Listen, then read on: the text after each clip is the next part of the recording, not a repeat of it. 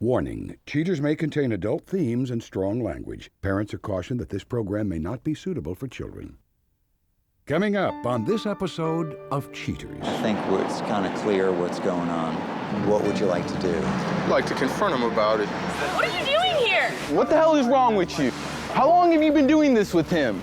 You say you're just hanging out and you're obviously on my couch. I don't think this is fair. From Cheaters surveillance cameras, you are about to view actual true stories filmed live, documenting the pain of a spouse or lover caused by infidelity. This program is both dedicated to the faithful and presented to the false-hearted to encourage their renewal of temperance and virtue. Just like he's just trying to keep a big secret from me. I just can't go on anymore. I need to know the truth. I don't like being the one that has to show you this. Oh, Jesus. I asked her about him, and she said nothing was going on. Do you want to confront him? Oh, yeah. Take me there. Yeah, I got him. Hey, go. Go. Get down, Stop! Whoa. This is, like, not how this is supposed to work, Just John. go with him. I love you. I'm so sorry. Real reality television is brought to you by Cheaters Detective Agency's Private Eyes on Cheaters. Greetings, I'm Joey Greco. Thank you for tuning in to another episode of Cheaters. In this case, meet Chase McLendon, an outgoing young man who cannot shake the notion that his girlfriend isn't being straight with him. Flustered and confused, Chase seeks the help of cheaters to find some much-needed relief. Chase McLendon, age 24. A worried waiter upset that his girlfriend may be sending out the wrong signals to other eligible bachelors. When Megan and I met, it was great. It was love at first sight. It just seemed like a click. It seemed like she was the one that I was meant to find. It was understood that I always wanted her at my house. It didn't take long for her to get a toothbrush and some clothes over there. You know, brought over some of her favorite books, some of her favorite posters and paintings and stuff. And, you know, a good 5 months after we met, I gave her a key. Whenever, just about the time she moved in, it seemed like her sexual appetites had just severely diminished. She used to be just all about me. She used to just be a wild girl. But now it just seems, it's not like we do it less, it's just like her heart isn't in it anymore. She doesn't have a car, so whenever she drops me off at work, I'll let her have it in case she needs to do any errands or whatnot while I'm gone. And then she picks me up, you know, at the end of the day whenever I'm done working. And I'll notice that, you know, the gas gauge is just about on empty whenever I know I had at least half a tank earlier. Ask her what she's been doing, she'll say, oh, you know, nothing, just cleaning. I don't want to think that she's lying to me because I love her. I've always trusted her. But there's just too many things that aren't right to make me question, and I need answers. I just can't go on possibly living a lie. If you suspect infidelity in your relationship, Cheaters licensed investigators may be able to provide you assistance. Exercise your right to be informed.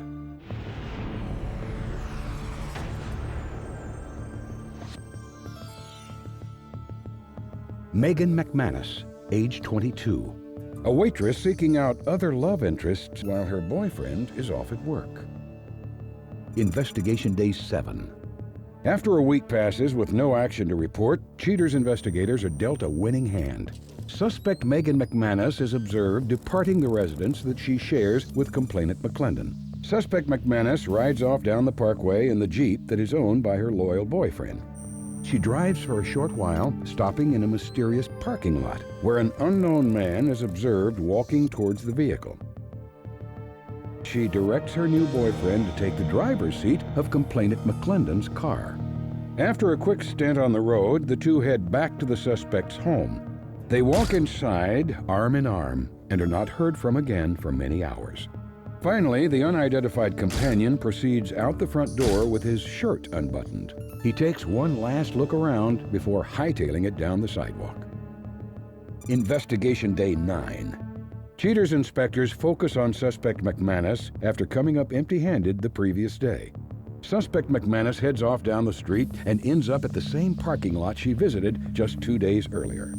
Cheater's PIs sense a little deja vu as the same gentleman, who has now been identified as Jameson Burrows, comes straight to the car, giving his mistress a little bit of honey. Cheater's agents have also determined that companion Burrows is not only involved with the suspect, but happens to be her first cousin. Inspectors press on to get to the bottom of this family affair. Little do the kissing cousins know that their indoor activities are now going to be viewed by Cheater's inspectors via an interior hidden camera installed by complainant McLendon. These two waste no time in displaying their admiration for each other. Cheater's inspectors retreat back to headquarters to review the current evidence. Investigation Day 13. Cheater's agents are determined to get all the facts and bring the suspect to justice. After several days, PIs are able to pinpoint suspect McManus's location. Companion Burrows shows his cultural level as he's observed flashing the finger at another car at the red light. Thoroughly annoyed, he punches the throttle and in the process almost loses Cheater's agents, who are following close behind. Within minutes, they're back at her place, where the hidden camera subsequently takes over. Suspect McManus continues to dance around the truth with her boyfriend in a recorded phone call.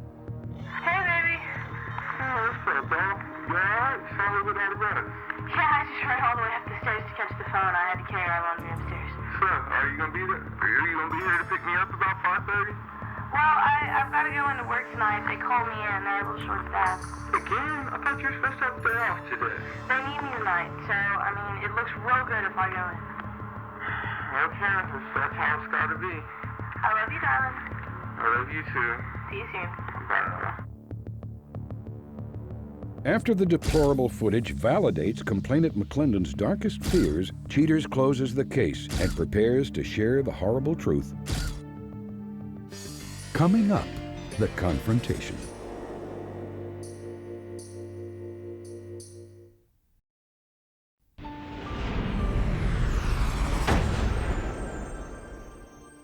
Now that McManus's double dealing is no longer a secret, Cheaters contacts Chase to let him know that his intuitions were correct. Chase prepares himself to see what Cheaters' investigators have uncovered. Chase, we appreciate you coming out here this evening. I know that this has been kind of a tough time for you. Our detectives have gathered some information. There's a chance that some of this information may be unpleasant. Are you ready to take a look at that? Yes, sir. Okay. The investigation starts outside of your apartment. There's your girlfriend. She gets into your Jeep. The detective followed her to a location by some restaurants. Not long after that, a gentleman was observed coming on out. Yeah, that's your cousin.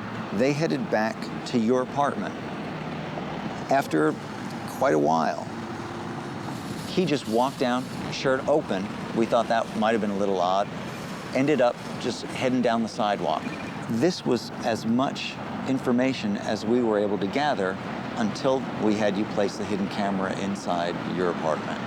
On this day of the investigation, Megan arrives at the same workplace. Again, she gets out, greets him, and they head back to your apartment.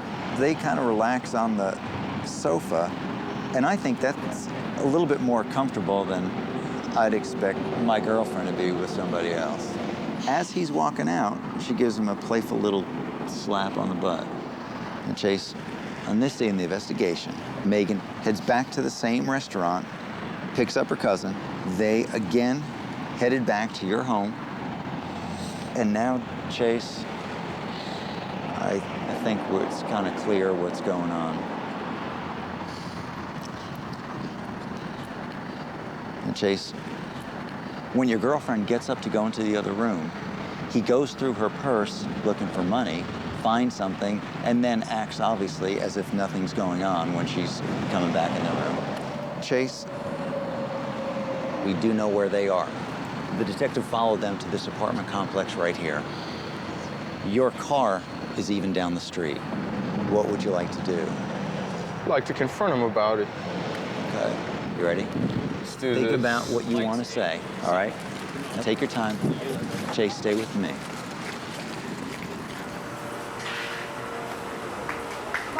You going right there? Okay. Right hand side. Right, turn to the right. Okay, stay with me, stay with me. What are you doing here? What are you doing here is what I want to know. Excuse me, what? You're doing your cousin? His house and his You're apartment. doing your cousin. What the hell is wrong with you? Oh, I don't know, maybe he's my cousin in marriage and it doesn't really matter. Of you carrying on and having sex with your cousin. That's none of your god business. Do you not even give a about me? Do you even care about me in the least? Now? I don't even care anymore. This is bull. It's either true or it's not. Oh, you want to take this to court? I mean, I never agreed to being paid. Where are my keys?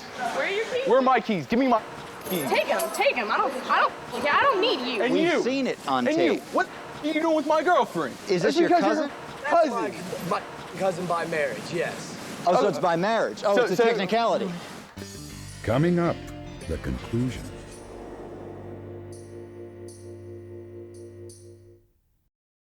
Is this your cousin?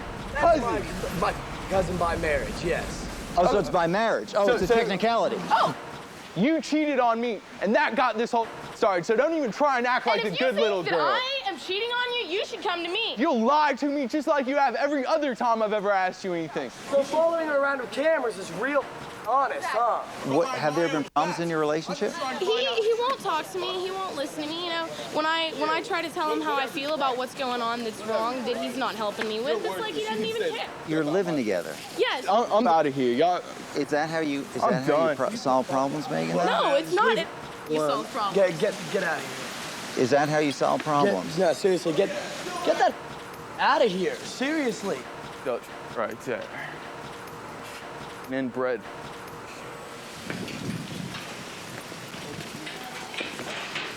No, hey, you leave it alone, hey! So how the long has this been going on? No, don't you even think about walking away from me, bitch. Why do I have any reason to talk to you? Megan, what were you getting out of that? I can't believe he's Okay. doing this. Nigga, I will beat you. No problem. Megan. Starting arguments with people that I care about. This is crap. Megan, do you care about him? Did you care about him? This is my shirt. I'm sorry, but I don't think this is fair. I don't think you've got any right to Fair. You let this go, and then maybe I'll talk to you. Megan, this go the my only ass. thing you seem to be upset about, Megan, is that this is embarrassing for you. You want this shirt? You want this shirt?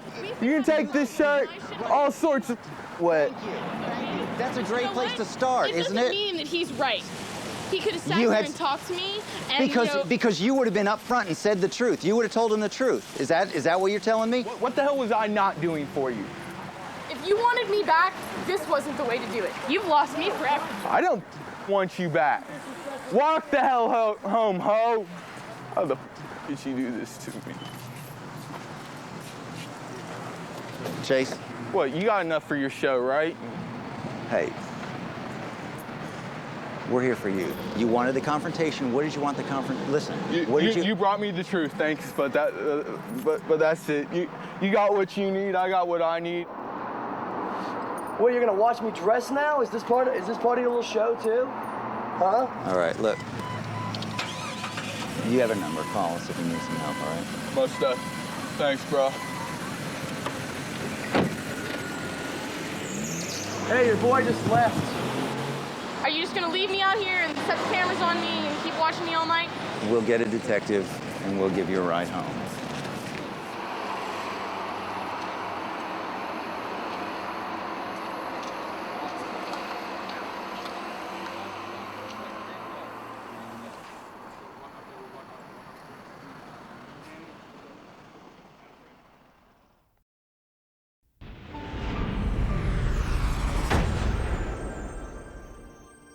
After the confrontation, Chase says his ordeal is far from over and that one day he will have retribution. At the end of the show, Cheaters reveals how he plans to deal with everything he's been through. But next, Cheaters presents Teri Skipworth, a resilient woman who reluctantly got involved with a man she once called her husband. Teri speaks with Cheaters to give an update on what's gone on in her life since the confrontation. Teri Skipworth, age 39. Teri drops by the studio to offer her 2 cents worth regarding her involvement in the Crystal Laird case. When I first saw the people coming in my yard with these big, huge cameras and lights, I didn't know what was going on. I didn't know if we were being invaded by the police, Scott had done something wrong, that they were coming to arrest him. I had no idea what was going on. Teri?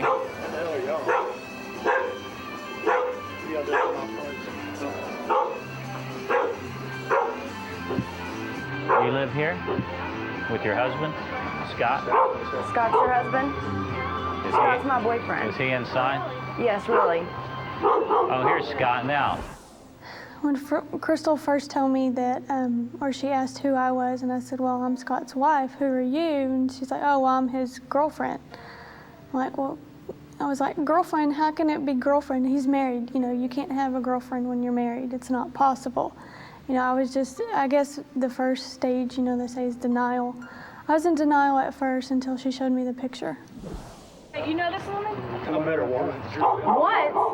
Coming around. No, I met him 3 months ago at a club. No. Yeah. We went to Mardi Gras together. Back off for a Mardi second. Gras? Wait, no, They've been dating for the last 3 months. Here's your little... Well, there you go. There's Mardi Gras. This experience, I think, has made me a stronger person. I am more focused on myself now. I spend a lot more time with my animals, taking care of my animals. I've actually even went back to school. Would like to work towards maybe becoming a vet. God, I hope you at least took a shower first. Sick bastard. Oh, you son of a... I'm done here. You know what? You can take a picture and stick it up. The only thing I want to say to Scott is that I hope in the future he doesn't do this to anybody else. That he will grow up and be a man and be a human being and just not treat people this way. If he doesn't want to be settled down, married and have a family, that's fine, that's his choice. But just don't come off to people as that's the type of person that he is and that's what he wants. Where are you going? Well, I'm sorry for what happened, but it was important that you found out the truth as well. Where are you going? I want your ass out by the time I get home from work tomorrow.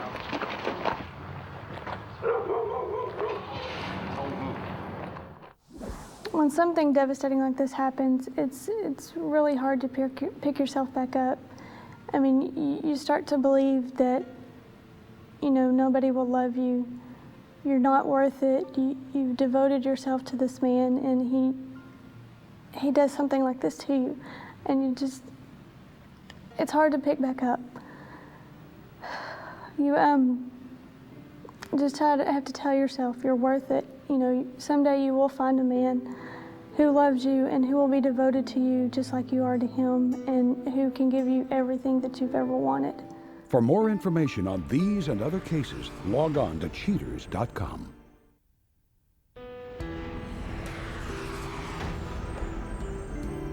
Chase McLendon says his frustrations are surprisingly subsiding after learning that his girlfriend was carrying on a sexual relationship with her cousin. He affirms that Megan is most likely experiencing an enormous amount of shame and guilt for indulging in something so taboo.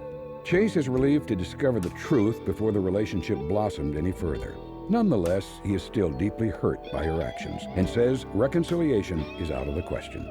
Megan McManus is quite eager to explain her side of the story. She says that Chase drove her into the arms of another man and that his constant nagging left her no other choice. Megan affirms that she has always had a crush on Mr. Burrows ever since they were young children. She realizes that society has trouble understanding a sexual relationship between cousins, but says that people as a whole need to grow up and realize they're living in the 21st century. Megan declares that she will continue her relationship with Mr. Burrows and will not allow guilt to sway her decision. Megan offered one final statement about her ex-boyfriend. She said, "Chase is still just a little boy who needs a mommy, not a girlfriend." For his part, Jamison Burrows says that he wants to make it clear that Megan is not a blood relative, and he would never have touched her if that were the case. He views their relationship as a simple fling and will not pursue anything in the long term. Mr. Burrows affirms that he's not ashamed of what he did and says that sexual gratification was the determining factor.